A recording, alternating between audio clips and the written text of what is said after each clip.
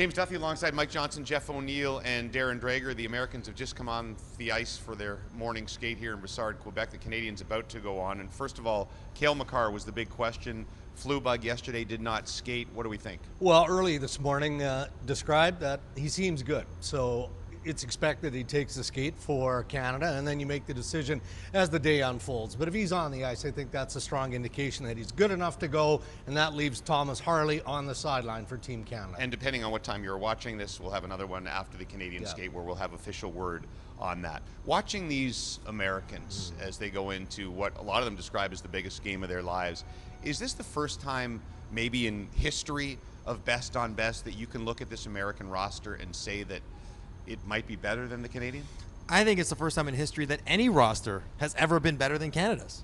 I mean, I don't think anyone where that team teams might say, oh, we think we're better, but they know they're not better than Canada. I think this American team certainly believes it, full of confidence and swagger and belief, but I think most pundits, most neutral observer would say top to bottom, forwards, defense, goaltenders, the U.S. has a better roster. Doesn't mean they're going to win every game, but they have a better roster, and that's the kind of confidence they're bringing into this game against Canada. Watching them do their power play at the end of practice, it was alarming to look at center ice and the guys that weren't on the power play. You're talking about guys like Kyle Connor, some really skilled guys that aren't even on their power play. But when you talk about the best roster top to bottom, maybe it is the USA, but it seems like back in the day it was Gretzky-Lemieux that might counter an incredible roster. So you're talking about the likes of Connor McDavid and Nathan McKinnon and Sidney Crosby. Maybe they balance out the fact that the deep roster, because the USA at every position, they're big, they're strong, they're fast. It just looks like a better, more experienced, older version of that World Junior team we saw at Christmas time, James. Matchups are going to be fascinating from the likes of teammates playing against each other. Sam Bennett against Matthew Tkachuk, which Tkachuk said he was looking forward to it today. Yeah, I mean, it's going to be interesting to see how Bennett is deployed by Canada. He could be a bit of a Swiss Army knife.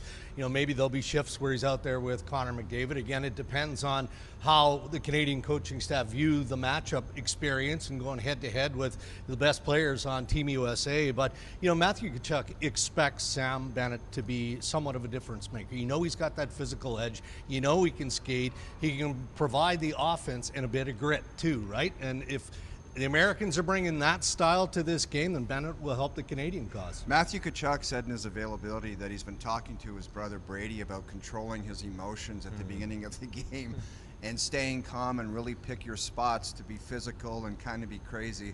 I wouldn't be shocked if that all goes out the window in the first period somehow and it turns into a circus out there just for the entertainment. Like this, the build up towards this game, they're going to be so jacked up. It wouldn't shock me if it got a little bit crazy in the first period. And we saw against Finland a couple of times Matthew Tkachuk, a little shove on Barkov, but was not really serious about it. Maybe in Mikla's ear, but not really meaning it. I think if him and Sam Bennett get into a corner and they're battling for a puck, there'll be no jokes. No. It'll be full out, no friends. We're not worried about what we're doing when we get back to our team, trying to win a cup together. It's I'm playing for U.S., you're playing for Canada, and we're giving it all we have. I don't expect there'll be any let up at all physically between these two teams. And we talked about the American roster being so prominent and great players and so deep.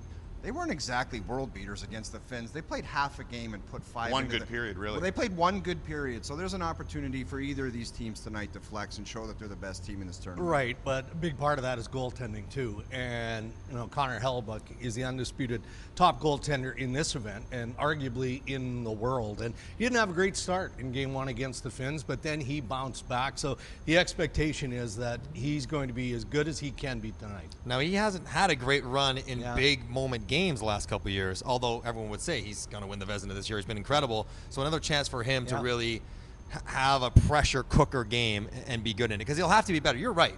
Like, everyone thinks, well, they ran over Finland. The U.S. have to be such a juggernaut. Finland's the weakest team. They haven't played a team as good as Canada, as good as Sweden. So we'll see what they look like when they come up against a better opponent. Do you think it's McDavid versus Matthews? I think there's an opportunity for one of them to make a statement tonight. We've covered all the other stories, the Tkachuk brothers, Crosby being injured and playing in the tournament and then having the big first night. What's Binnington going to do in the net after the performance in game one? There's an opportunity for one of those guys to step up and be the best player on the ice and have one of those international moments tonight in Montreal. Yeah, I think McDavid gets Matthews.